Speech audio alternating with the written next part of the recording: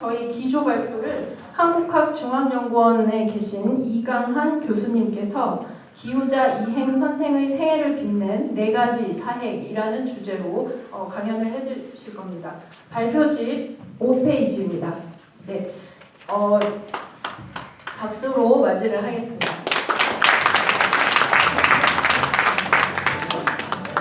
네, 저 잠시 외람되지만 저희 여기 장내 시계가 없어서 또 이제 열성적으로 강의하시다 보면은 시간이 초과될 수 있으니까 제가 뒤에 있다가 잠깐 이 단상으로 나오면 멘트를 재빨리 정리해 주시길 부탁드립니다. 예, 경청하겠습니다.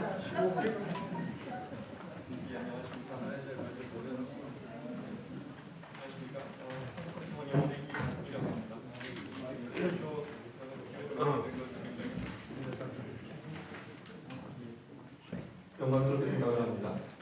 짧게 강연을 하도록 하겠습니다. 기후자 이행 선생님께서는 연말선초의 학자이자 관료로서 저희와 시종을 함께 구현하셨던 분입니다. 그야말로 이상적인 지식인의 표본이었다고 하겠으며 가문 안팎에서 조선왕조의 출세를 사용했던 충절의 상징으로도 기려져 오신 분입니다.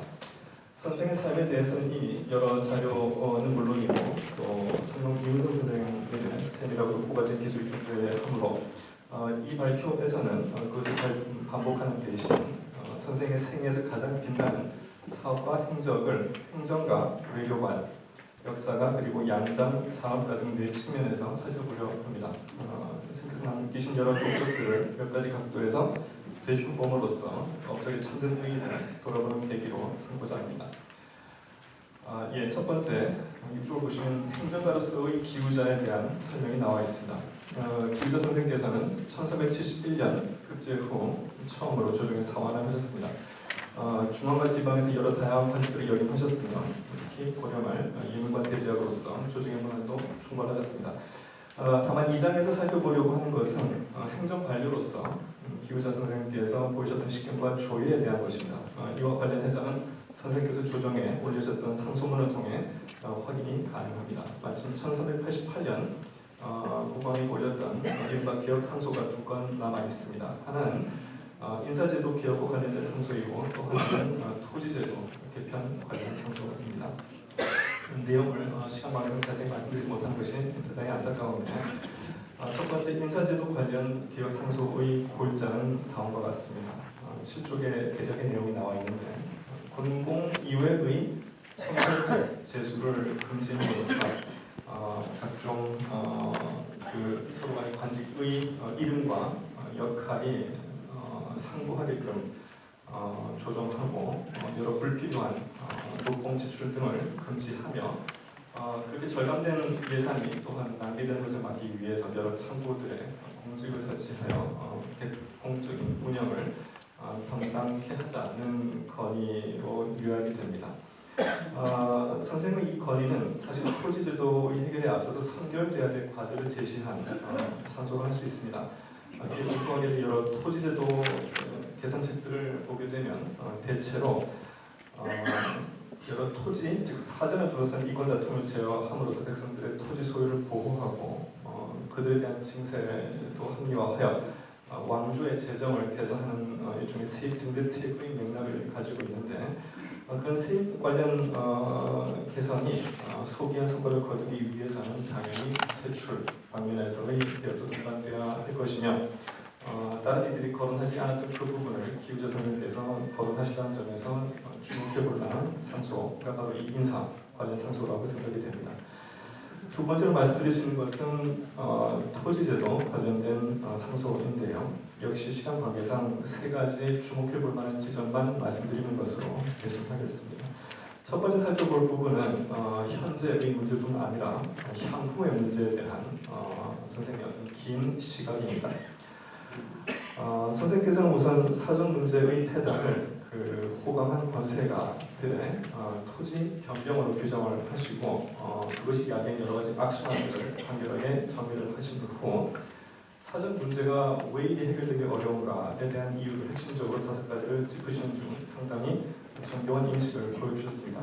또 한 가지 눈에 띄는 것은 선생님께서 사전 문제의 현재의 패단을 언급할 때 그치지 않고 그것이 해결될 경우에 고려돼야 될 부분들까지 함께 말씀드린 부분을 하겠습니다.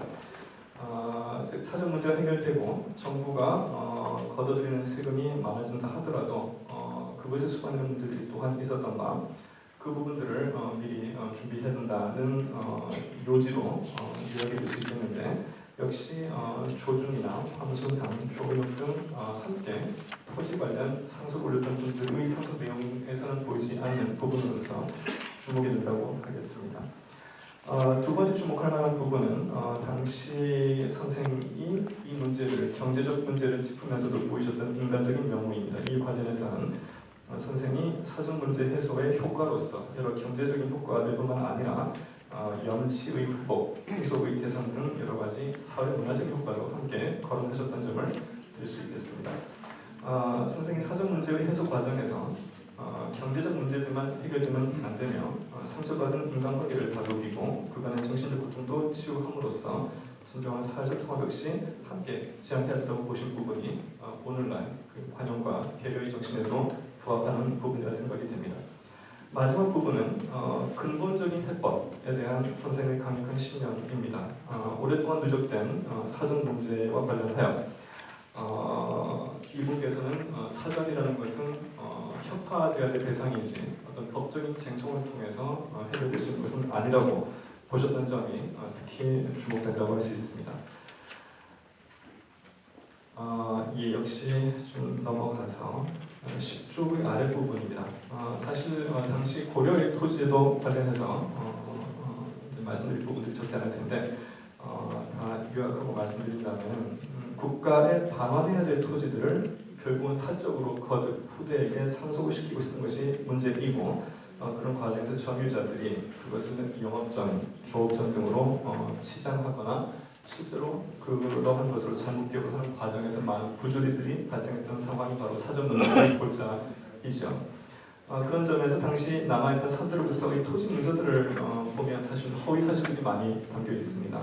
그런데도 그런 서류의 형태를 띠고 있기 때문에 당시 많은 법적 쟁송의 자료로 활용되고 있었고 그렇게 해서 내려진 판결들을 통해 토지를 불법으로 점유한 사람들이 계속 불법으로 그 토지를 점유할 수 있는 문제들이 고쳐지지 않고 있었던 것입니다. 이 부분을 기우제 이행 선생께서는 직시하고 법적인 쟁송이 아닌 사전 협파야말로 당시 토지 문제를 해결하고 사회정의를 회복할 수 있는 유일한 방법으로 주장하셨다는 점이 저한테는 특히 인상적으로 다가왔습니다. 이상에서 기우자 선생의 인사개혁 및 토지개혁 문제를 간단하게 살펴봤는데 그 역사적 의미를 결국 가벼이 볼 수 없다고 하겠고 아울러 선생의 논의가 조준, 황순상, 조은혁 등 당시 여러 동료들과 또한 다른 점들이 적지 않아서 연구의 가치가 충분하다고 생각이 됩니다. 두 번째, 외교관으로서 보이셨던 면모를 간단하게 말씀드리겠습니다. 기우자 선생의 주도 면밀한 면모는 사실 앞에 살펴본 개혁적인 내정뿐만 아니라 사회 각 분야의 소통에서도 드러납니다. 고려 말 탐라 지역을 초무하던 과정에서 선생께서 수행한 역할이 대표적인 경우입니다. 이 문제는 당시 고려 내부의 사회 안정은 물론이고 명과의 외교에도 관련돼 있었던 사안인지라 선생의 공헌이 더 크게 다가옵니다. 전의부 부정으로 재직하시던 전의시 부정으로 퇴직할 당시 1386년의 일입니다. 돌연 탐라에 파견되어서 당시 반란 사건으로 잦은 반란 사건으로 인해서 조정의 근심거리가 되고 있던 탐라 지역을 위무하고 현지 지도자들을 잘 설득하여 조정에서 중국의 마피를 증상하는 과정을 잘 협력하게끔 하는 것이 그 임무였다고 전하고 있습니다. 당시 선생께서 몸담고 계시던 전의시라는 관청은 사실 이런 부분과는 무관한 관청입니다. 그래서 이에 동원되신 이유는 분명치 않지만 결국 그 다음에 탐라 성주 부자들을 개경으로 데리고 오는 데 성공함으로써 임무를 달성하신 것 같고 결국 그러한 교섭 능력을 높이 쌓던 고려 조정이 선생의 지혜와 경험을 빌렸던 것이 아닌가 합니다. 다만 당시 탐라의 상황을 좀 살펴봐야 기우자 선생의 이러한 임무 수행이 갖는 역사적 의미를 실감할 수 있을 것 같습니다.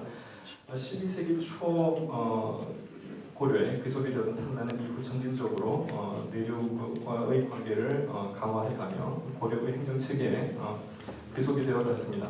다만 물산이 풍부했던 지역인지라 또 특이한 물산들이 많았던 지역인지라 그것들이 중앙의 귀족과 관료들로부터 침탈의 대상이 되었고 조선 관료들은 심지어 탐나를 치부하기 좋은 땅이라고까지 인식하게 되었으며 탐나의 오랜 밀란의 역사도 이에서 배태가 된 측면이 있습니다. 거기에 원제국 정부가 13세기 중엽 등장을 하면서 문제가 더욱 복잡해지게 됩니다. 1270년대 삼별초의 난, 1280년대까지의 일본 정벌용 선박 건조 사업 등으로 제주민들이 그야말로 도탄에 빠지게 되고 이후에도 몽골 다르바치의 배치라든가 원제국에서 설치한 수역의 문제, 여러 회인들의 물잔 증발 그리고 탐나 만호골 사지 등 많은 부분들이 탐나인들을 굉장히 힘들게 했습니다. 더욱 중요하게는 고려의 몽골 인사들이 깊숙이 스며들게 되면서 제주의 마피를 둘러싼 탐나 토착민 내륙 고려인 그리고 현지 몽골인들 간의 복잡하다는 이해관계가 조성되기 시작했다는 점입니다. 고려가 정신을 차리고 원제국의 그러한 탐나 정책에 대응하기 시작했던 14세기 초에는 이미 그러한 관계가 조성이 되고 만 다음이었습니다. 여러 고관들이 이 부분을 시정하고 개선하기 위해서 노력했지만 그것만으로는 탐나 현지를 안정시키기는 역부족이었습니다. 탐나에서 생산된 마피들을 둘러싼 이해관계는 더 이상 내륙인대 현지인, 고려인대 몽골인으로 나누어 보는 것이 무의미할 정도로 복잡하게 꼬여버린 상황이었습니다. 아울러 이 마필들을 이 말들을 자신들의 배타적인 사유재산 또는 원제국에게만 생산되어야 될 물자로 보고 있던 몽골인들은 원제국이 몰락하기 전에는 원과 결탁을 하고 명이 들어선 이후에는 명나라의 마필 대상을 거부하기도 하는 등 제주 마필이라는 현지 자산 분쟁, 제주 마필을 둘러싼 현지 자산 분쟁이 고려와 원명 간 갈등이라는 외교 문제까지 비화시키는 역할을 하게 됩니다. 이러한 상황은 13세기 후반은 물론이고 14세기 전반에도 이어집니다. 그리고 무엇보다도 14세기 중엽 공민왕 무렵에 문제들이 더욱 심각해지게 되죠. 15쪽입니다. 대표적인 사례는 1374년, 1356년 여러 몽골인들이 반란을 일으켜서 당시 탐나 지역의 지방관들을 살해했던 사건입니다. 이 공민왕의 탐나 지역 정책에 대한 현지 몽골인들의 강한 불만을 보여준 사건이기도 했습니다. 그리고 공민왕 이후에도 가진 노력을 계속하지만 그런 노력이 오히려 1360년대 제주의 몽골인들과 토착인들의 준동을 다시금 촉발합니다. 1362년, 1367년 여러 사건들이 이어지는데 일단 시간 관계상 잠깐 넘어가겠습니다. 16쪽입니다. 이런 여러 정황들은 1356년에 시작되어서 62년에 제한되고 67년으로도 이어지게 되는데 탐나 몽골인들, 토착인들 또는 몽골인들의 집요한 도박이 고려 정부의 탐나 말, 압류 그리고 장악에 대한 저항에서 비롯된 것이었음을 잘 보여줍니다. 고려 정부와 탐나 지역인들 간에 10년에 걸친 줄다리기가 계속될 정도였습니다. 결국 1369년 고려 정부의 무력 행사에 힘입어서 고려 측 승리로 이 갈등이 끝나지만 이후 유사한 문제가 다시 고려와 명 간에 또 재현되게 됩니다. 17쪽입니다. 1372년부터 이어진 갈등이 지금 설명이 되어 있고요. 결국은 1374년 그런 상황을 더 이상 방치하지 못했던 고려 정부가 대규모 토벌을 단행함으로써 내륙과 탐나 간의 긴장 관계가 조금은 해소가 되게 됩니다. 이후에는 즉 1370년대 중반 이후에는 이런 문제들이 조금 수그러드는 것 같습니다. 사료에 관련 기사들이 출원 빈도도 대단히 낮아지고 그 관련된 충돌도 기록이 없는 것으로 보아서 그러한데 결국은 원제국이 남긴 유산이 거의 한 70여 년 만에 해결이 된 셈이라고 할 수 있겠습니다. 그런데 10여 년 이후인 1486년 명나라가 돌연 고려 측의 마필 진상에 큰 불만을 나타내면서 자신들이 직접 탐나에 가서 말들을 사겠다고까지 나설 정도로 고려를 압박하게 됩니다. 이 원인은 사실 분명치 않지만 분명한 것은 한 가지입니다. 명의 이러한 문제제기로 인해서 고려와 탐나, 고려와 중국 간에 다시금 긴장 관계가 조성될 우려가 오랜만에 돌아간 것이 그것입니다. 13세기 말 이래 80여 년간 지속된 탐나, 고려 정부, 그리고 중국 간의 갈등을 가까스로 종식시켰던 고려 정부로서는 그러한 갈등의 재발을 극도로 경계할 수밖에 없었고, 이에 그러한 재발을 미연에 방지하기 위해서라도 탐나를 효과적으로 신속하게 안정시키는 것이 필요했는데, 그러한 상황에서 기후자 이행 선생을 현지에 파견했던 것입니다. 탐나 성주 부자를 데리고 옴으로써 현지의 긴장을 완화하고 고려와 탐나의 관계 이상이 없음을 대내외에 천명함으로써 명과의 또 다른 외교 분쟁을 사전에 차단하는 데 성공하신 것입니다. 사라져가던 탐나발 위협의 재개를 조기에 소화한 공적이 지대했다고 평가할 수 있습니다. 세 번째로 살펴볼 명호는 역사가로서의 기후자 이행 선생의 행적입니다. 앞 두 가지는 개혁가, 외교관으로서의 어떤 성공을 거두신 부분에 대한 언급이었다면, 이 부분은 이분께서 겪으셨던 고통에 대한 얘기가 되겠습니다. 1393년의 기록에 따르면 조선 사원부에서 선생을 고발하기를 고려말 사초에 이성계가 우암청어와 죽였다고 기록을 하고 기록했다면서 고발을 하고 선생을 국문할 것을 주장했다고 합니다. 태조 이성계는 그게 분노하여 결국 유배형에 기후자 이행 선생을 유배형에 처하였고 이후 1년 만에 용서를 받긴 하셨지만 상당한 고초를 겪으셨던 것 같습니다.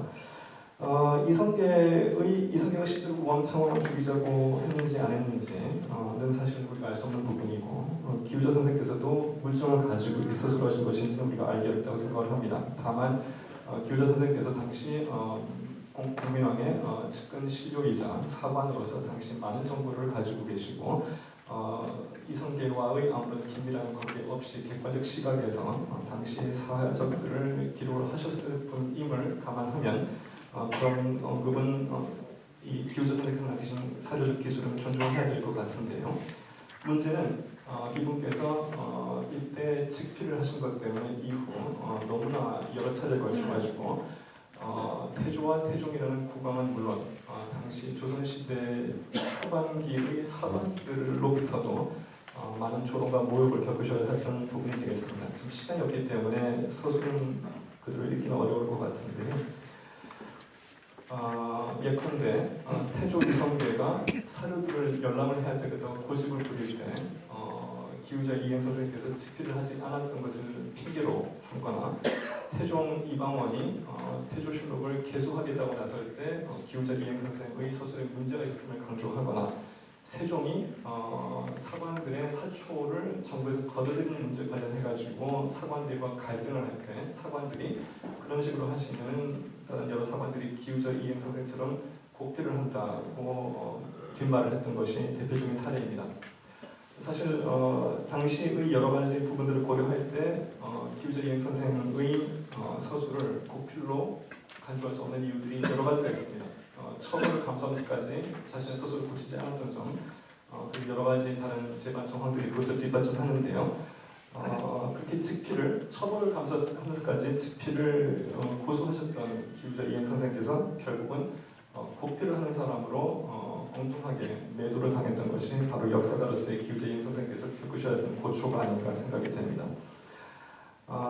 이 부분인데 다만 이렇게만 보게 되면 기후자 이행 선생을 사실 피해자로만 보게 되는 측면이 있는데 더 큰 그림을 봐야 될 필요가 있다고 생각을 합니다. 기후자 이행 선생께서 그때 자신의 사관으로서의 직임에 무한히 충실하신 결과 영혼 없이 당시의 사실관계들을 중의적 서술에 그치지 않고 자신의 역사적인 판단을 담은 사론을 기술하신 것으로서 이후에 본인께서는 굉장한 고초를 겪으셨지만 조선 국왕들과 조선의 사관들 사이에 고려말의 기록을 어디까지 신빙해야 될 것인지 문제, 사관의 자율성을 어디까지 보장해줘야 될지 문제, 사초를 어떻게 다루면 될 것인지 문제 등에 대한 중요한 논의와 논란들을 의도하셨든 의도하지 않으셨든 간에 몸소 화두가 논란의 창에 오를 여지와 계기들을 제공하셨던 점이 분명히 존재하기 때문입니다. 그리고 마지막으로 말씀드릴 것은 이제 양장 산업가로서의 기후자 선생의 모습입니다. 이 부분은 사실 저도 조금 몰랐던 부분인데 역시 시간 관계상 간략하게 정리하도록 하겠습니다. 1414년 농상집요라는 농서가 원제국에서 일찍이 발견되었던 농상집요가 조선에서 번역이 되게 됩니다. 이 부분을 기후자 선생께서 국왕의 지시로 주도하신 것으로 기록이 나와 있는데 사실 그 원인은 당시 기록에 나와 있지 않고 3년 뒤 1417년 기록에 등장합니다. 기울여 선생께서 일찍이 농산지표 양장 편입은 여러 가지 농업 기술들을 직접 현실 속에서 적용해 본 결과 양장 성과를 다대하게 거두었고 그 이후에 그 인근 지역에서 뽕나무 재배라든가 양장 기술 증진에 많은 효과가 있었음이 실증이 된 결과 그것을 높이 사서 그분을 농산지표 번역 발간의 책임자로 임명을 하였던 것이었습니다. 사실 이것만으로도 그가 이행 선생께서 현실적인 지식이었음을 알 수 있지만 당시 14, 15세기 조선의 직물 생산과 대외 교육의 역사를 감안하면 그 의미가 훨씬 더 크게 다가오는 바가 있습니다. 당시 조선에서는 고려 후기 개발되었던 직근 기술, 교직 기술 등을 활용해서 면주라든가 교비라든가 나름의 견진물들을 새로이 개발 또는 신규 양산함으로써 그래서 내부에서 유통하고 또 국외로도 수출을 하고 있었는데요. 그것이 이제 그 조선의 대외 외교에도 큰 도움이 되었을 물론이고 역시 국내 시장의 그 부자산 재화의 증대에도 기여했을 것임은 분명합니다. 다만 그것을 그러한 추세를 뒷받침하기 위해서는 다량의 원사 조달이 필요했을 것이고 조선 초부터 양장 정책을 적극 진행했던 것도 그 때문이었는데 그 양장 정책의 진행의 핵심에 있던 농산지표의 번역 발간을 기후자 이행 선생께서 주도하시던 점이 저한테는 특히 굉장히 인상 깊게 다가왔습니다. 또한 현상에 마땅할 업적 중 하나라고 생각이 됩니다. 이런 기후자 이행 선생께서 대중에게 그리 잘 알려져 있지 못한 데 매우 안타까운 일입니다. 선생님의 행적 하나하나가 모두 고려와 조선의 네이처 외정에 깊이 관련되어 있음을 감안하면 더욱 그렇습니다. 이런 부분들이 모두 남김없이 파악되어 알려지고 평가되게 될 경우 영화 선출에 대한 우리 이해 또한 증진될 것으로 기대하며 무엇보다도 저런 길을 살아가는 우리에게 어떤 자세를 갖고 살아가야 될 것인가에 대해서 큰 단서를 제공해 주셨을 텐데 감사합니다. 네, 이경환 교수님께서는 그 기후자 이행 선생님의 훌륭한 그 사업과 업적 이런 여러 가지 면모 중에 4가지로 압축을 해서 잘 정리를 해주셨습니다. 아마 문중의 관계자분이시